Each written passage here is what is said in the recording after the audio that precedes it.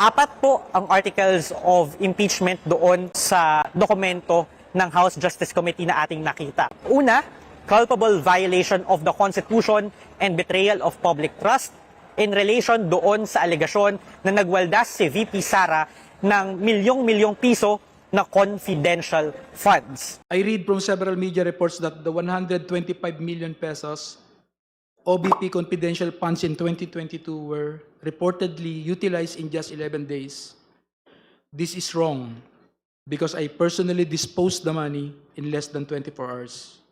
Second article of impeachment, culpable violation of the Constitution, betrayal of public trust, patungkol naman po sa kanyang hindi maipaliwanag daw na yaman. Mas malaki po yung nai-report ng AMLAC at ng mga bangko sa AMLAC kaysa sa dun sa lumalabas sa SALN. Number 3, culpable violation of the Constitution, betrayal of public trust, graft and corruption, at bribery. Patungkol naman sa kanyang di umano'y monetary gifts na ipinamudmod sa mga opisyales ng Department of Education.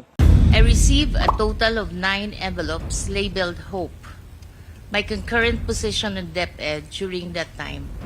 These envelopes were handed to me mostly by Assistant Secretary Sunshine Fajardo, which she says came directly from Vice President Duterte. At ika-apat, culpable violation of the Constitution, betrayal of public trust, at high crimes patungkol naman sa kanyang mga naging banta sa buhay ni Pangulong Ferdinand Marcos Jr., First Lady Liza Araneta Marcos, at dating House Speaker Martin Romualdez. May kinausap na ako na tao.